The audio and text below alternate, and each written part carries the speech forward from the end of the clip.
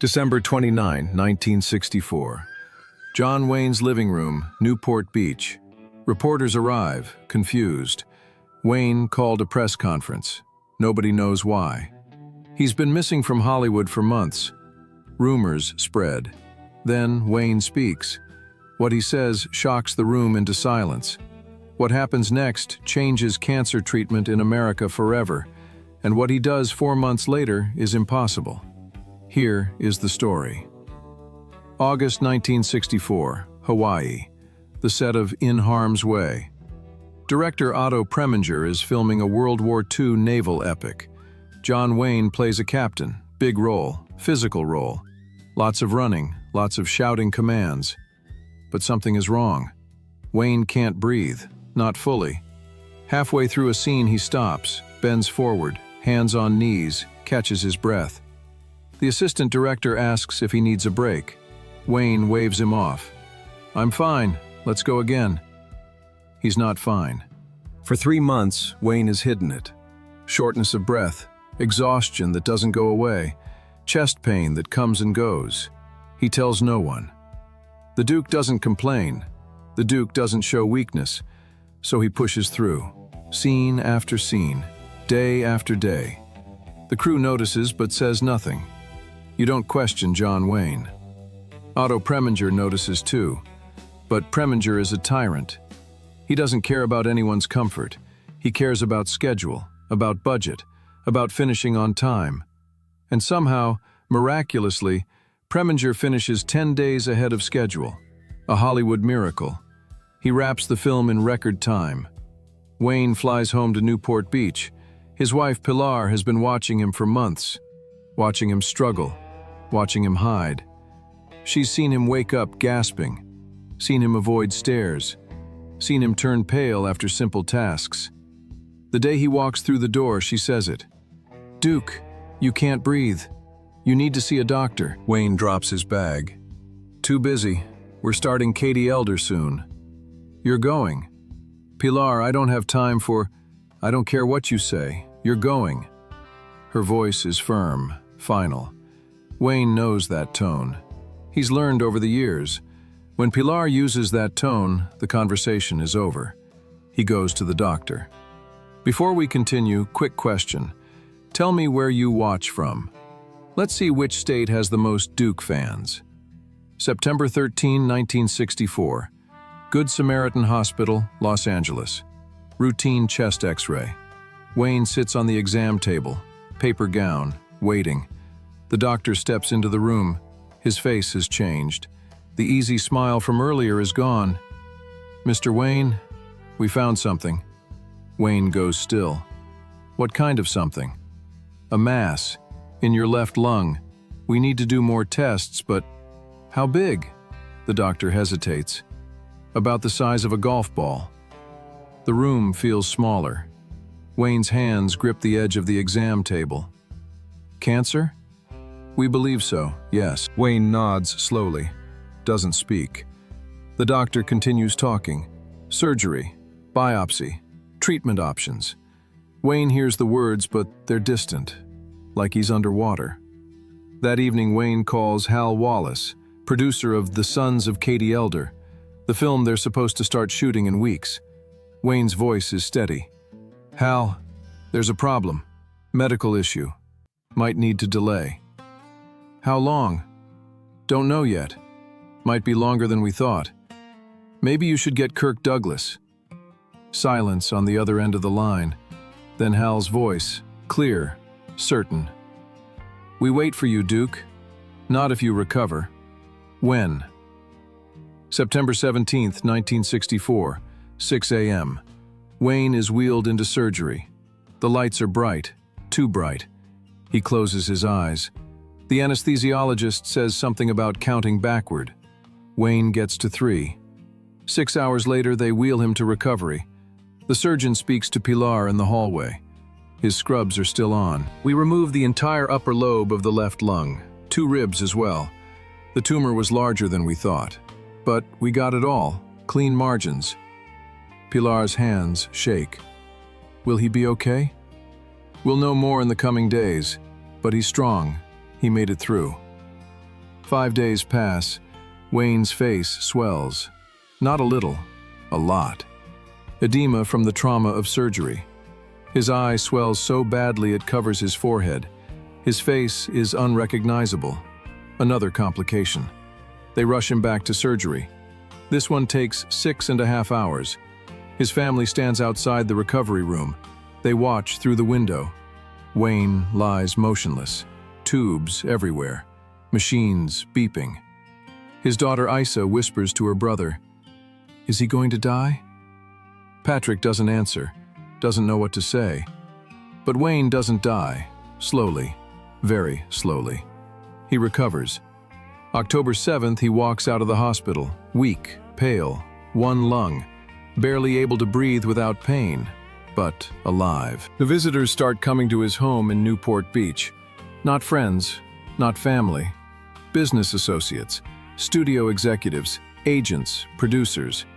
They sit in Wayne's living room, expensive suits, serious faces. They're worried. Contracts are in place, films are scheduled, millions of dollars are at stake, and John Wayne just had major cancer surgery. One executive leans forward.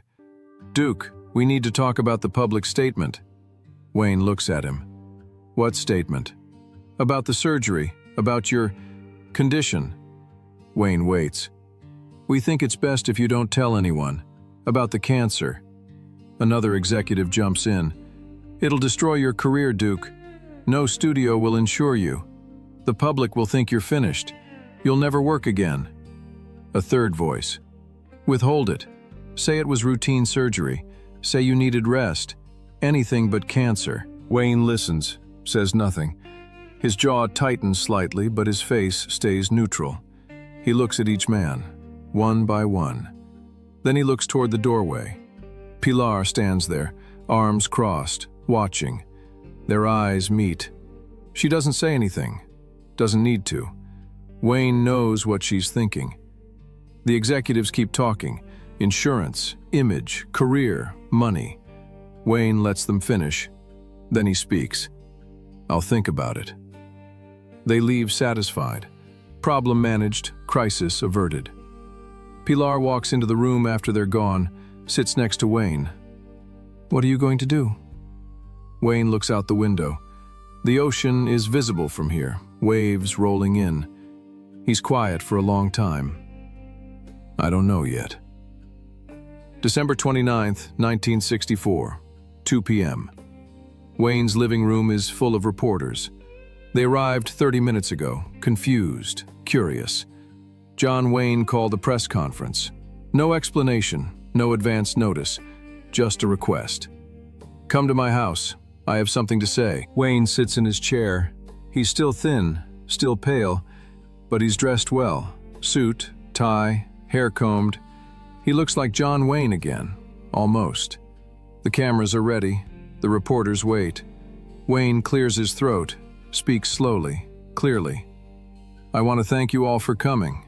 Polite nods, a few murmurs. Everyone's waiting for the real announcement.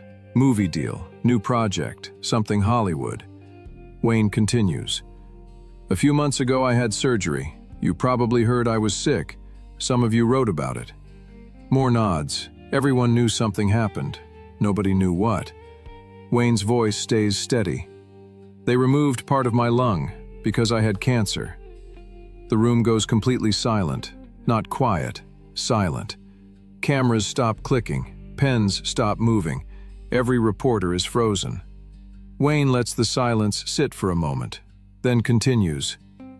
"My business associates told me to withhold this from the public. They said it would hurt my image, that it would destroy my career." He pauses, looks directly at the cameras. "But I have a question. Isn't there a good image in John Wayne beating cancer?" No one answers. No one moves. Wayne leans back slightly. A small smile crosses his face. The first real smile since the surgery. And then he says it. The line that will be repeated in newspapers across America the next morning. "Sure, I licked the big C." The room erupts. Every reporter starts talking at once. Questions fly from every direction. Cameras flash. Wayne raises his hand. The room quiets. I'm telling you this because my wife made me get that checkup. Early detection saved my life.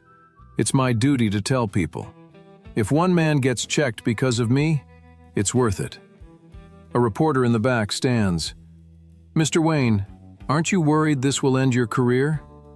Wayne looks at him. If telling the truth ends my career, then it wasn't much of a career to begin with. Another reporter. What about the studios? Won't they refuse to insure you? Let them try. I've got work to do. When do you start filming again? Wayne's smile widens. January 6th. The Sons of Katie Elder, Durango, Mexico. Henry Hathaway's directing. Should be a hell of a time. The reporters scribble notes. This is the story of the year. John Wayne, cancer. Public announcement. No Hollywood star has ever done this, not publicly, not with cameras rolling. Cancer is whispered about, hidden, shameful. You don't talk about it. You certainly don't announce it to the world. But Wayne just did. The press conference lasts 40 minutes.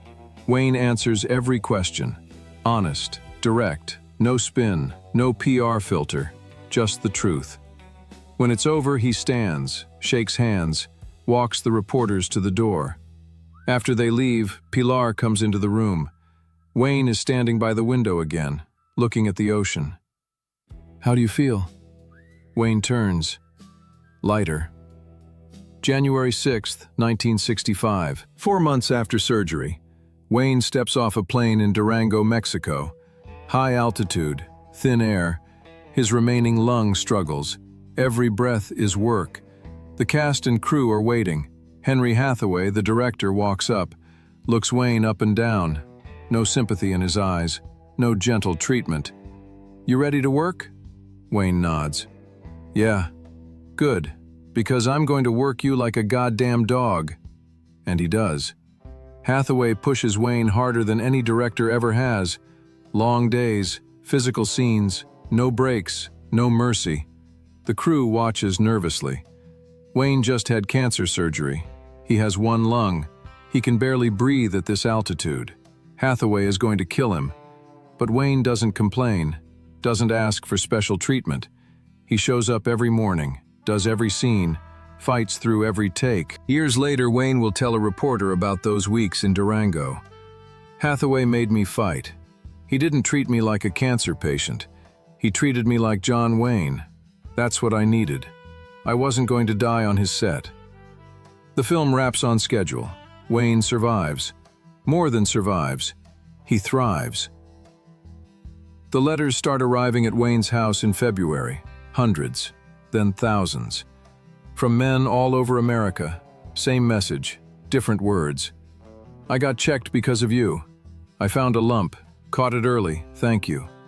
My father wouldn't go to the doctor. Your announcement changed his mind. They found cancer, stage 1. He's going to be okay. Wayne reads every letter. Pilar finds him one evening in his study, stack of letters on his desk. He's not crying, but his eyes are wet. You okay? Wayne holds up a letter. This man from Ohio says I saved his son's life. His son was coughing for months, wouldn't see a doctor. Heard about me. Got checked. Lung cancer. Early stage. They caught it in time. Pilar sits on the edge of the desk. That's why you did it. Yeah. Worth it? Wayne looks at the stack of letters. Hundreds more to read. Thousands more coming. Yeah. The American Cancer Society calls 3 months later. They want Wayne to be a spokesperson. Public service announcements, speaking engagements, whatever he's willing to do. Wayne says yes. For the next 15 years, he works with ACS, promoting early detection, encouraging checkups, telling his story over and over. The term he coined in that press conference, the Big C, enters American vocabulary. People start using it. Newspapers, magazines. Eventually, it becomes standard language. Cancer, the Big C. Wayne keeps working. The Sons of Katie Elder is a hit, then El Dorado, then more films. In 1969, 5 years after beating cancer, he makes True Grit, plays Rooster Cogburn, One-eyed Marshall, tough, funny, real. He wins the Oscar. Standing on that stage in April 1970, holding the statue, Wayne doesn't mention cancer. Doesn't need to. Everyone knows. Everyone remembers December 29, 1964, the day John Wayne told America he licked the Big C. He makes 18 more films after that press conference, works for 15 more years. In 1976, he makes his final film, The Shootist, playing a gunfighter dying of cancer. Art imitating life. Full circle. June 11, 1979, John Wayne dies. Not from lung cancer, stomach cancer, a different disease. Because he beat the lung cancer, survived it, lived 15 years beyond what should have been a death sentence. In 1985, the Wayne family creates the John Wayne Cancer Foundation. Over the next 40 years, the foundation funds cancer research, trains surgeons, develops new treatment methods. One of their innovations, sentinel node biopsy, becomes the world standard for breast cancer surgery. They help over 100,000 patients, fund hundreds of studies, train over 200 surgeons. Otto Preminger, the director who finished In Harm's Way 10 days early, says it best in 1965. The good timetable we kept on that film helped save John Wayne's life. If we'd finished late, he wouldn't have gotten that checkup in time. Pilar Wayne says it differently. I made him go to that doctor. He didn't want to. But I knew something was wrong. That checkup gave us 15 more years together. Patrick Wayne, Duke's son, puts it most simply in 2001. My father's announcement saved more lives than any of his movies. He showed America that cancer doesn't have to be a death sentence, that early detection works. That's his real legacy. Here's what that story teaches us. Sometimes the bravest thing you can do is tell the truth, not hide, not pretend, not protect your image. Just speak. Just say the hard thing out loud. Wayne could have listened to those executives, could have hidden his cancer, protected his career, kept working in silence. Nobody would have blamed him. That's how it was done in 1964. Cancer was shameful, private. You didn't talk about it. But Wayne chose differently. He sat in his living room and told the world, not because he wanted attention, not because he needed sympathy, but because he knew. If he spoke, if he admitted his weakness, if he showed America that even John Wayne could get cancer and survive, then other men would get checked, other lives would be saved. And he was right. Thousands of men got early screenings because of that press conference. Hundreds of cancers caught early, hundreds of lives saved. All because one man decided that the truth was more important than his image. That's courage. Not the kind you see in movies. Not the kind where you face down villains or charge into battle. The real kind. The kind where you admit you're scared, where you show your weakness, where you trust that honesty is stronger than any lie. Wayne lived 15 more years after that announcement, won an Oscar, made 18 more films, became a grandfather, saw his kids grow up, built a foundation that saved thousands more lives after he was gone. All because his wife made him see a doctor, and because he chose to tell the truth. Meanwhile, our stories are getting more views, thank you, but still most of you watch these stories and forget to subscribe. If you want to hear more about the Duke and the values he stood for, hit that subscribe button, so we can keep honoring his legacy together. What we say again, they don't make men like John Wayne anymore.